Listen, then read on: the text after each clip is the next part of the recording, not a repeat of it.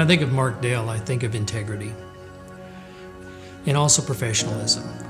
There were not any other words that I can think of that would describe Mark.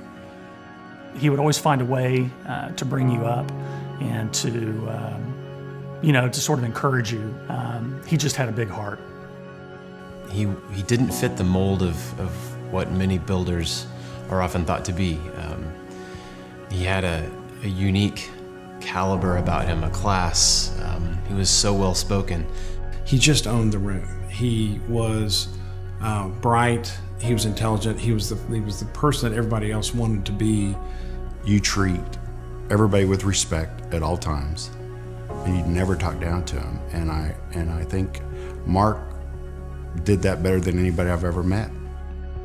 And while I totally looked up to him, one of the things I really admire about Mark is that I never, ever was made to feel like I was going to him for permission or that he knew better than me, even though in reality, more often than not, he did.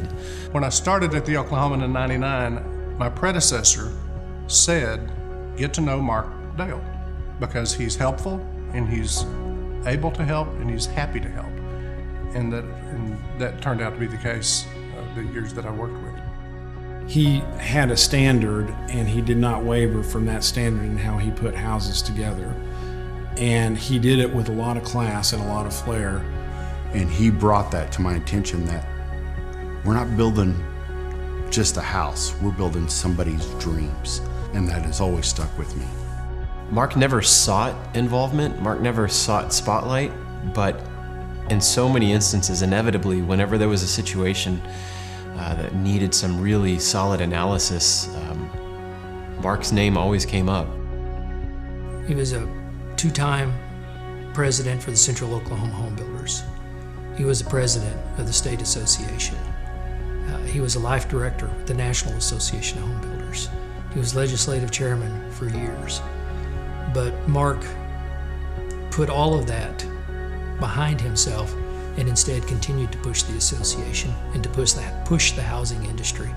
I mean, he answered a call to serve in a dark time. He helped hold back the darkness, not to overstate it too awful much, but he did. You know, he was a public face for this business at a time when it could have been a real huge downer, and he kept it from being a real huge downer.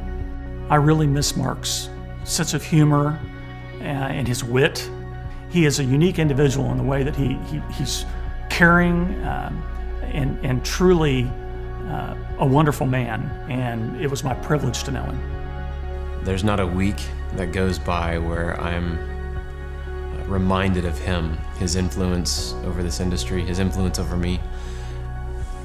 Thanks for what you did for the home building industry in Oklahoma City, what you did for our association, for the State Association. You're sorely missed.